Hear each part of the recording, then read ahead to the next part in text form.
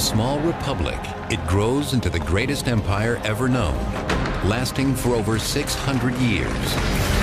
At its height, it stretches from London to Baghdad, projecting its power with the first professional army and creating the model of Western civilization. And yet, when the empire begins to falter, it collapses with shocking speed. It takes only 100 years for the imperial edifice of Rome to vanish like smoke, swept away by the barbarian invasions. How did it happen?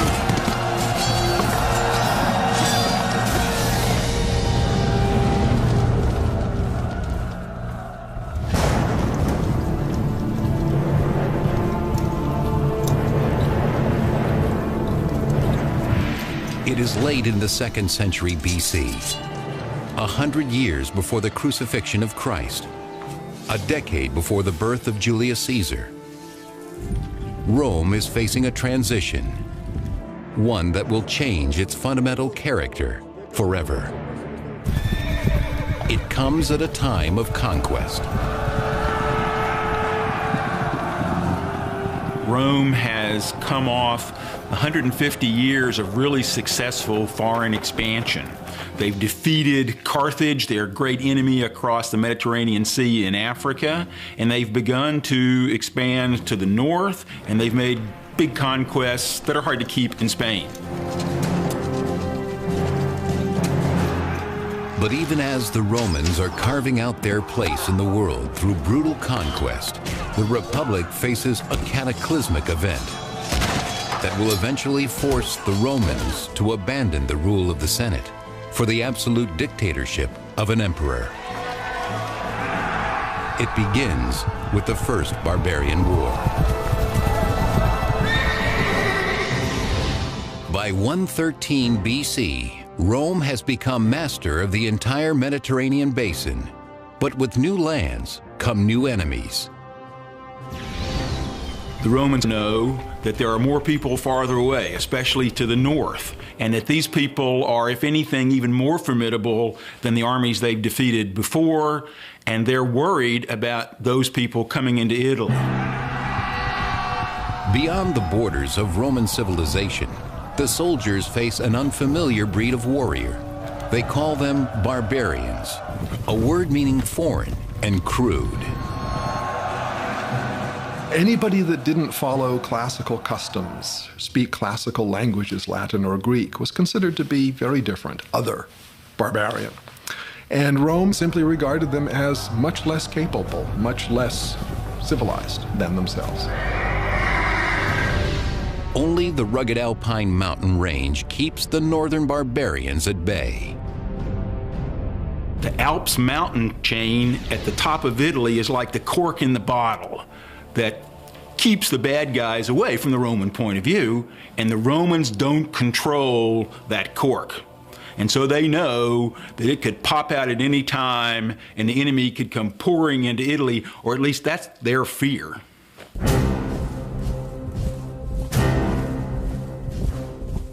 Against this growing barbarian menace stands the Roman army, a volunteer militia which prides itself on being well-ordered, well-trained, and well-armed. An individual Roman soldier would be wearing metal and leather armor, a helmet, something to protect his chest. All of this armor together could weigh as much as 60 or 70 pounds, half his body weight. The burden of Rome's expansion falls squarely on the shoulders of these battle-hardened men. But back in the capital, it's the wealthy government officials who reap the benefits.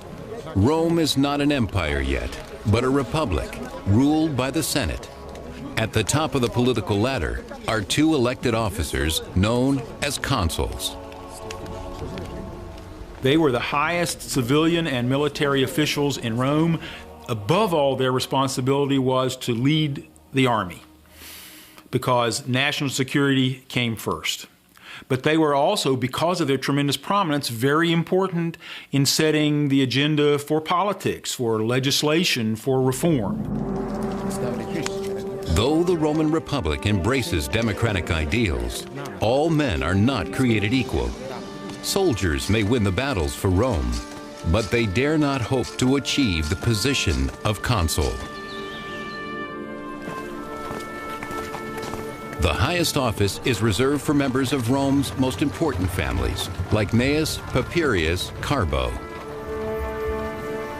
A very small number of families dominated the elections to become consul. This is part of the belief that Rome really needed the kind of honor that came from a long, distinguished family history. Now, as Rome expands, this honor is no longer based on merit, but on money. What's happening in Rome is, as Rome conquers more territory, more wealth is going to flow into the city. And there's a sense that wealth is going to demoralize the citizen body and the aristocracy both. That as wealth becomes more and more powerful in Roman society, more and more enticing, that this is going to infiltrate its way into the political process. By spreading around his wealth, Carbo can buy his place as consul. In terms of campaigning, one of the things that you'll find as you go on later in the Republic is the system becomes extremely corrupt. You have people bestowing all sorts of largesse, any sort of little kind of gifts or remuneration in order to get your vote. But in the north, a dangerous new tribe, the Cimbri, is on the move. From their home in northern Europe, they journey south toward Roman territory. Completely uncivilized, the Cimbri radiate terror, according to the famous ancient biographer Plutarch. They were believed to be German tribes based on their great size, the light blue color of their eyes, and the fact that their name, Cimbri, is the German nickname for plunderers. Led by the great warlord Boiryx, the horde leaves a smoking trail of destruction in its wake. They were characteristic Iron Age peoples. We don't really know exactly what it is they were after. They may have been moving in order to attack and invade provinces that were becoming wealthy through trade with Rome. They may have simply been coming to seek their fortunes in what they perceived as a richer land near the Mediterranean. The Cimbri aren't the only ones lured by Rome's growing wealth. On the way south, two more barbarian tribes join them, the Teutones and Ambrones. The combined barbarian armies are heading straight for an alpine pass into Roman territory, guarded by the simple villagers of Noricum.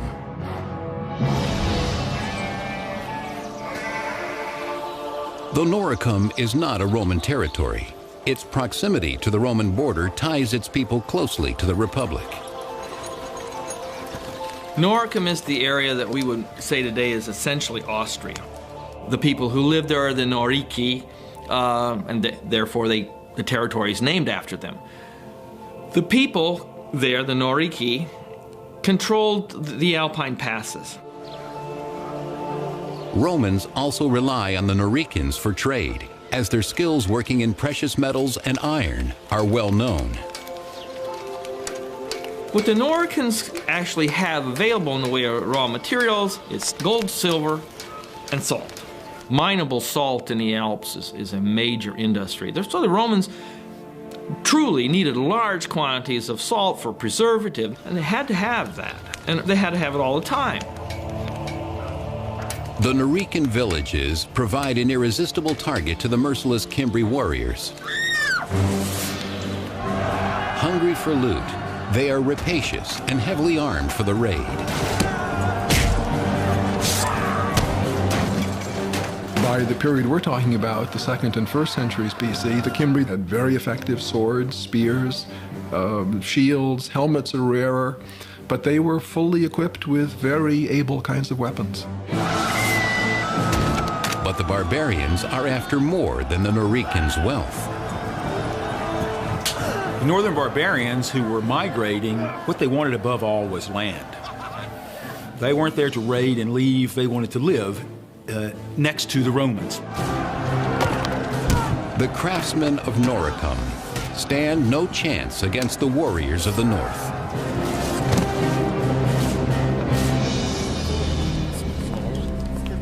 The Noricans send an emissary to their allies in the Roman Senate, begging for help against the vicious Cimbri invaders. They seek out the aristocrat Carbo, whose politicking has finally paid off. He now holds the post of consul, the most prestigious office in Rome. Carbo orders his aide to begin preparations for war. He has just 1 year to win the glory and riches that come from battle. We're talking about needing to show the qualities of leadership through a display of manliness. And a display of manliness meant success on the battlefield. Generals not only feathered the nest of themselves and their families, but of all their supporters. Carbo takes the challenge, leading his troops to Noricum. Despite an utter lack of experience in the ways of war, he is eager to prove that he is more than just a wealthy senator. He arrives in Noricum, backed by the men of the Roman army. After a century of victories, they exude confidence. The Cimbri claimed they didn't know that they were in territory that they shouldn't have been in. They sent ambassadors.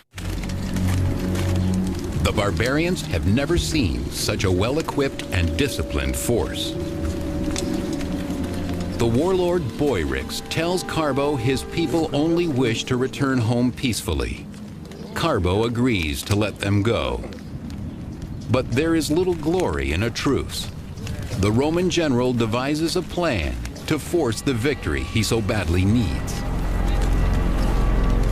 Carbo pretended that he was going to negotiate, and then he sent his troops on a shortcut to attack the Cimbri before the ambassadors could get back, thinking that his sneak attack would work. Carbo's plan backfires. The Roman commander Carbo outfoxed this group called the Cimbri, but he did it in a way that smelled of disgrace. A few of the Cimbrian ambassadors survived to carry a tale of treachery back to the barbarian camp. Furious, the barbarians swear they will never leave until they exact bloody revenge. Classical biographer Plutarch. Their courage and daring were irresistible. They rushed into battle with the speed of a raging fire. Nothing could stand up to them.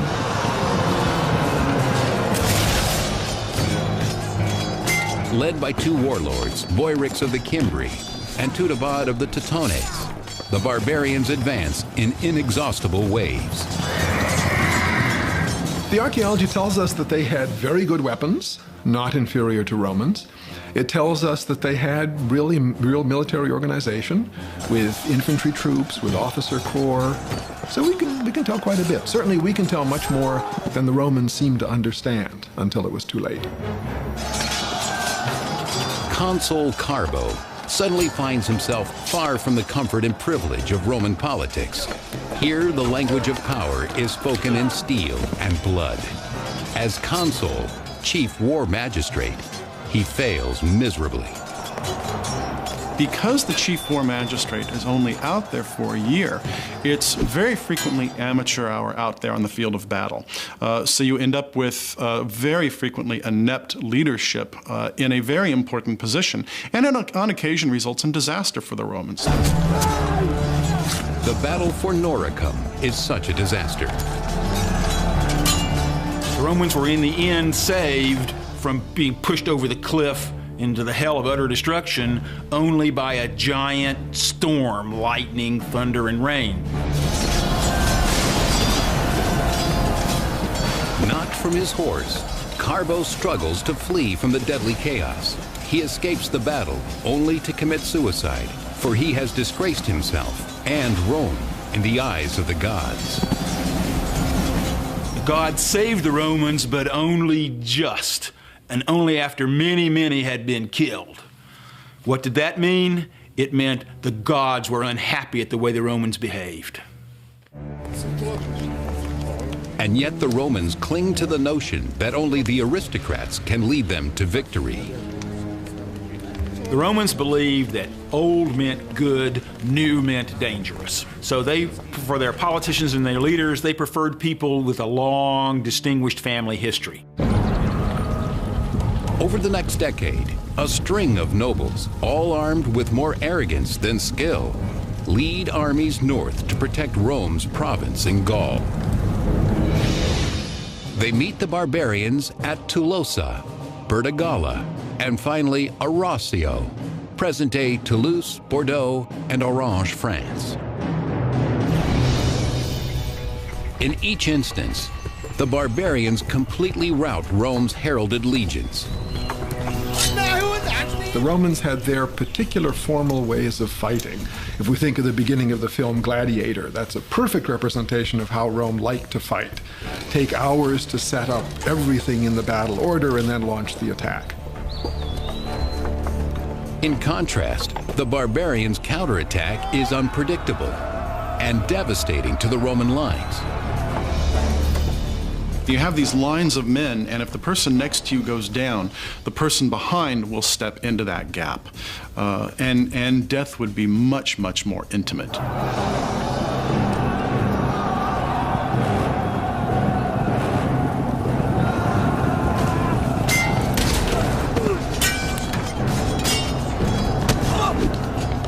The death toll is staggering.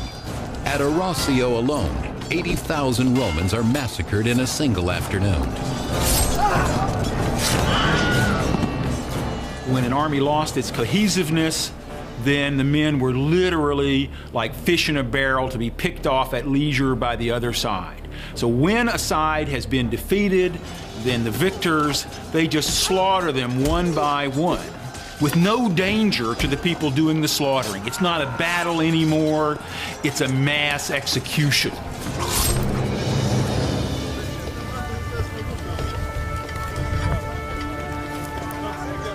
By 105 BC, the Cimbri and their allies desire much more than Roman blood and booty.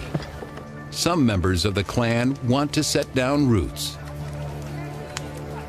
They were farming peoples, they engaged in trade, they lived in small villages. People were growing wheat and barley, rye, oats, millet, a whole variety of different kinds of cereals. They were raising lentils and peas and beans and other kinds of garden crops. Cattle were extremely important. Pigs, sheep, and goat were all being raised. This new domesticity alarms the Romans. To their minds, the only thing more threatening than a barbarian warrior is a barbarian woman.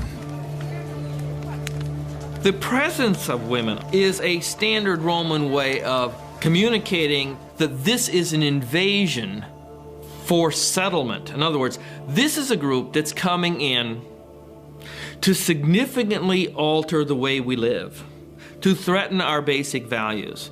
If it's just a raid, it's just a bunch of teenage guys, we can deal with that.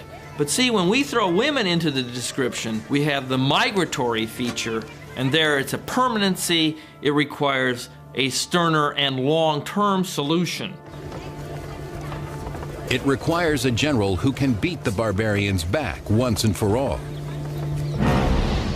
The hero Rome so desperately needs emerges on another hotly contested borderland, nearly 1,000 miles away, in Numidia, part of present-day Algeria. For 8 long years, the Romans have tasted only defeat here, until now.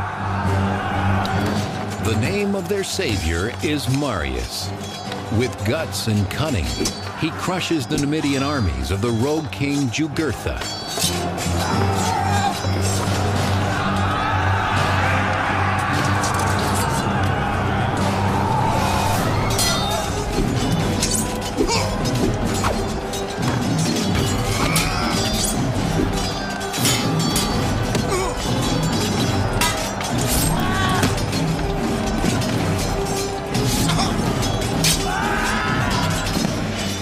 Rome needed great soldiers, and Marius was the greatest Rome had yet seen.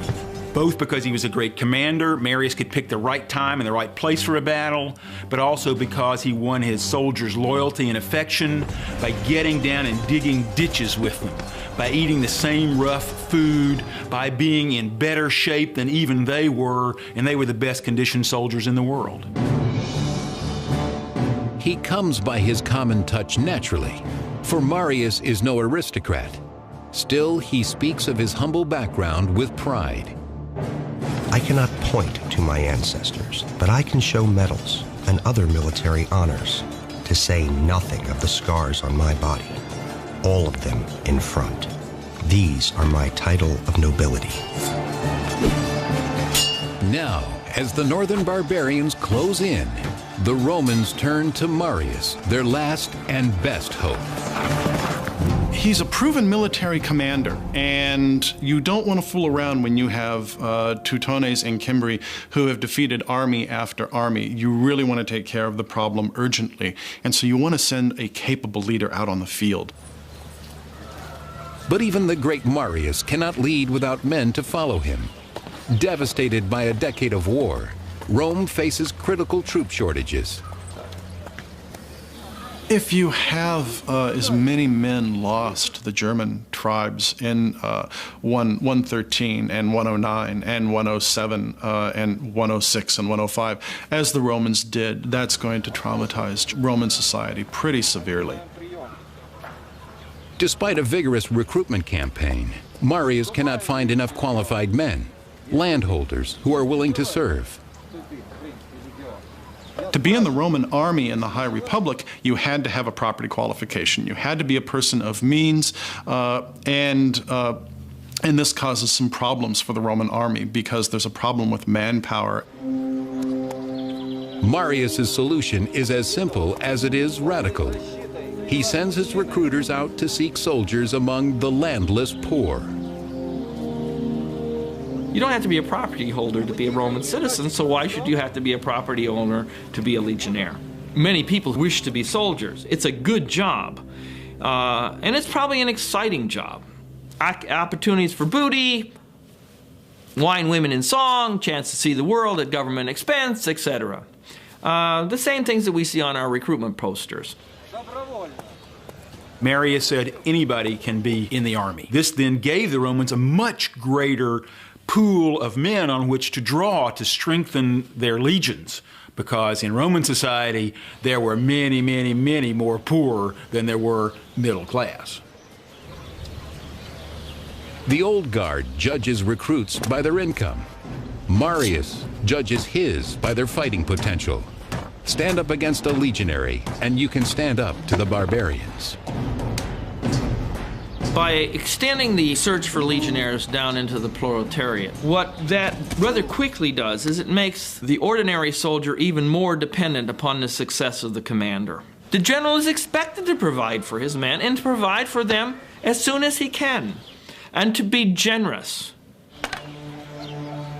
Lured by the promise of wealth, a new breed of Roman soldier marches to war. Marius pledges to give them all the tools and skills they need. I will teach you to strike down an enemy. Fear nothing but disgrace, to sleep on bare ground and work hard on an empty stomach. In 104 BC, Marius and his army set off for Gaul to meet the Cimbri. In a stroke of good fortune for the Romans, the barbarians choose that very moment to leave Gaul and raid Hispania instead. It is a tactical mistake that buys Marius valuable time.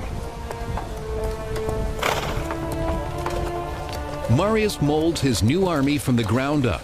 He not only hardens them to the rigors of a soldier's life, he makes them love it. Marius made lots of innovations in the army. For example, he gave each legion an eagle, a silver eagle as its standard. He trained his men to carry what they needed on campaign so they could move faster. But he weighed them down so much that they called themselves Marius's mules. Marius didn't need pack animals for his army to go on campaign. He already had his mules, and they only had 2 legs. But they were more effective. They were more flexible. And it's the flexibility of the legions that is enhanced by Marius's military reforms, including the standardization of equipment. Well-equipped and unified in spirit, Marius's mules are transformed but untested. 2 years pass with no sign of the barbarians. Still, the fear they inspire remains. Panicked, the Romans ignore their own ancient traditions about term limits and re-elect Marius consul, the chief magistrate of war.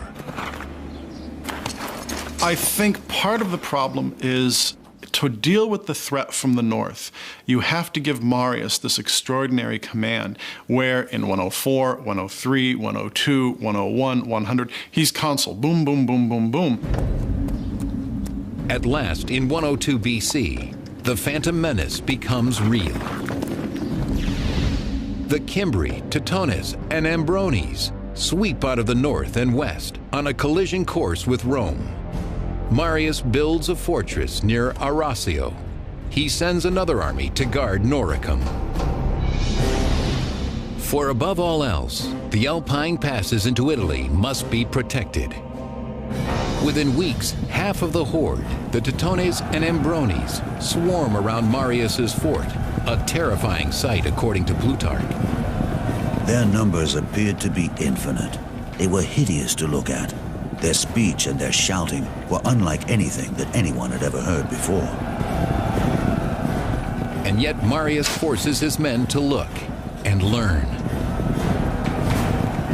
Marius was a brilliant military man. He understood the life and the thoughts and the psychology of a soldier. What Marius gave to the Roman Republic was confidence that Romans could defeat the fiercest barbarians in the world.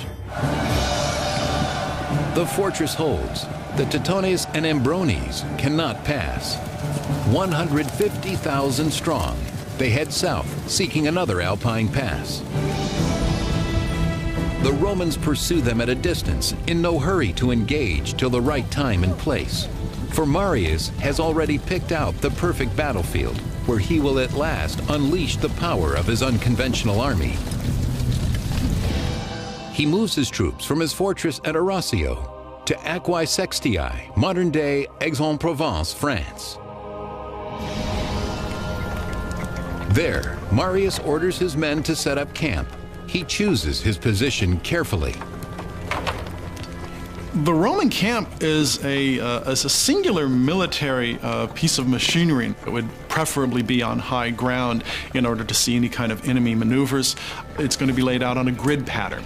You're going to surround it with a deep ditch, and you're going to have a rampart dug heaped up above that ditch, what's known as an ager, and everyone would have their place. There is one more feature that most camps have, but this particular camp is lacking. Classical biographer Plutarch. Marius chose a place that was not very well supplied with water. They said he did this deliberately so as to encourage his soldiers to fight. When people complained they were thirsty, Marius pointed to a river running close by the barbarian camp. "There is some drinking water for you," he said, "but you have to pay for it with blood." On the banks of the Rhone River, settled side by side in two great camps, the Ambrones and Teutones have plenty of fresh drinking water. Confident that the Romans are no match for them, the Ambrones lose themselves in feasting and making merry. The Romans, especially the ordinary soldiers, were afraid of the northern barbarians, the ones from the farthest north, from the coldest climates. Tough climates made for tough men. They were much bigger than the Romans, they were much louder than the Romans, and from the Roman point of view, they were smelly. Not because they didn't bathe, they probably bathed more than the Roman soldiers, but they used, shall we say, a different cologne, bear fat. The Romans were used to the scent of olive oil. They never suspect the danger lurking in the forest as a small but desperate contingent of Marius's troops creep up on the barbarian camp. Roman soldiers were always afraid because they weren't fools. They knew that they were going to be in danger of being killed just as easily as the enemy, because Roman soldiers didn't do their real killing from a distance.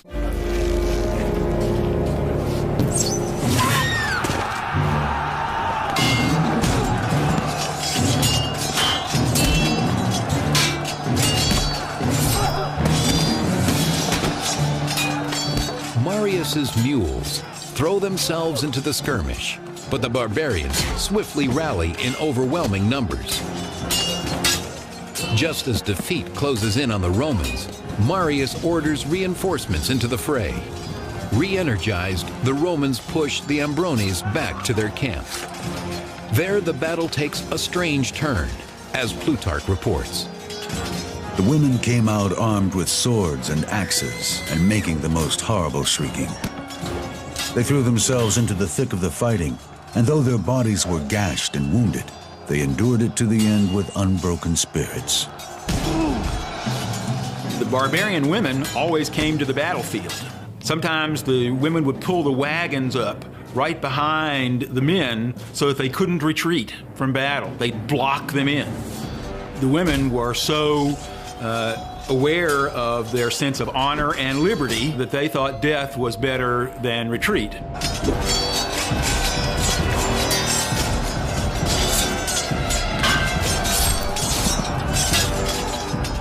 The Romans thought that these women were unbelievably brave, unbelievably courageous. They thought these barbarians were the ultimate risk takers.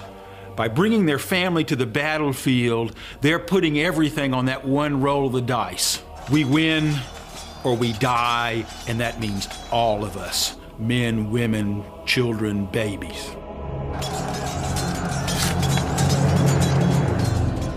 But the Romans also have something to protect: their honor and homeland. With the skills that Marius has taught them, they earned their first victory over the German invaders in more than a decade.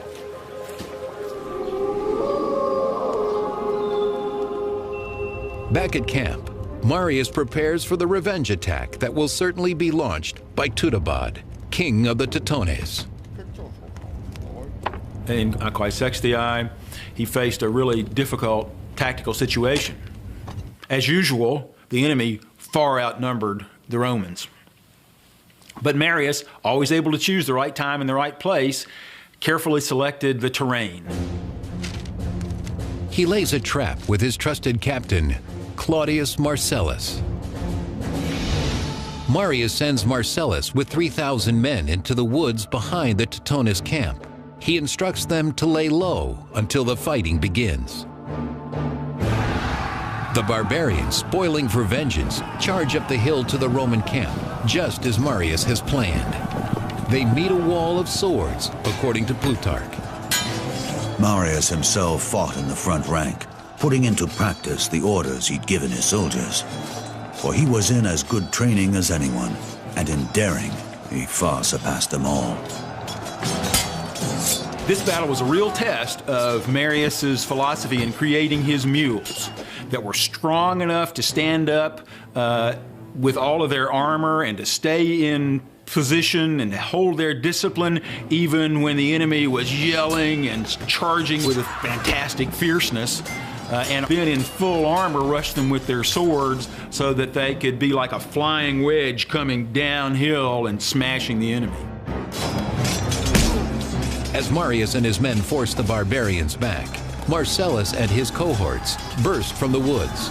Together they snuff out any hope of retreat for King Teutobod and his warriors. The body count defies imagination. The Romans slaughter more than 100,000 Teutones. The rest they take as slaves, spoils of war that will make Marius's mules and all of his supporters rich. His patronage is not just to the soldiers. He is very generous to all Romans of all ranks. Marius, by monopolizing power at the very top, in reality becomes the patron of even members of the senatorial class. Swept up by the barbarian fever, the Romans once again elect Marius to Rome's most important office. He will serve as consul for an unprecedented 5th term. There was such an immense fear that the barbarians would come pouring in through the gateway of the Alps, which the Romans didn't control, and lay waste to Italy and sack Rome. Politics has to take the hindmost. For Rome is not out of danger. Marius has only crushed half of the barbarian horde. The Cimbri, the most fearsome barbarians of all, are still on the loose. While Marius is in Rome, the Cimbri break through the Roman fortifications at Noricum. The enemy has at last breached Italy's borders and is ravaging the Po Plain. Clearly, only one man has the courage and cunning to meet this new crisis: Consul Marius. From Rome, Marius rushes north to the Po Plain, vowing to eliminate the barbarians once and for all. When Marius arrives in the Roman camp, the Cimbri send him an envoy. They come not to attack, but to make demands. The Cimbri come to him and say, "We want land. That's what we want. We don't want to fight. We want land just like the land you gave our neighboring tribe there across the mountains in France." The Cimbri apparently haven't heard about the disaster that has befallen their Teutonic comrades. So Marius, with a crooked smile on his face, a smirk maybe, says to them, "Oh, you don't have to worry. Your brothers, they already have their land. We'd be happy to give the same land to you," meaning your graves in the earth. In disbelief, the Cimbri demand proof, according to Plutarch. Marius mocked, "But your friend is right here. Please don't go without saying hello to him." And he ordered Tudobad, king of the Teutones, to be brought forward in chains. Marius will cut no deal with the Cimbri. Their envoy leaves, swearing to take revenge for their fallen allies. Despite Marius's recent victory over the barbarians, the Romans are still vastly outnumbered by the fierce northern warriors. With battle looming, the great general calls for an animal sacrifice. The Romans would always have a sacrifice before going into battle to see if the gods would send them the message, "There's nothing wrong with your plan." It didn't guarantee victory, but it meant you had a chance. And the Romans took that very seriously. The Romans' faith is their only shield in the face of overwhelming odds. By the end of tomorrow, a tidal wave of blood will flow. Whose blood remains in the hands of the gods? Marius searches the goat entrails for a sign and finds that the heavens are with him.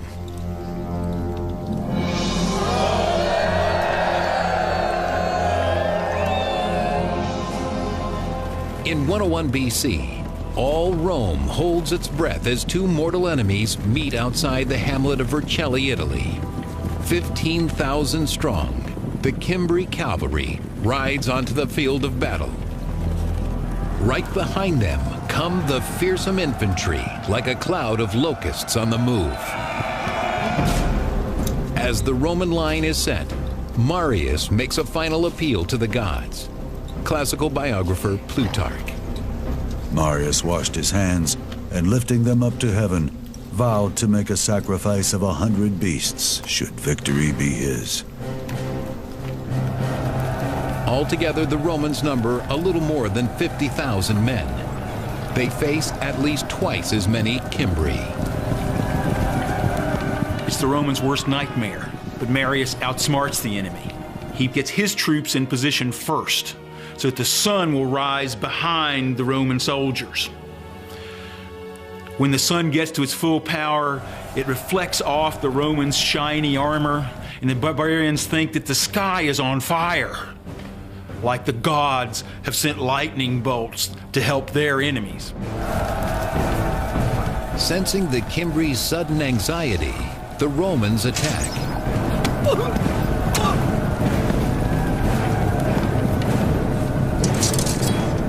Romans do have slingers, they do have archers, but the foot infantry is the mainstay of the battle. You're going to get blood on you, you're going to hear the groans of the person you're killing, the person who's getting killed next to you.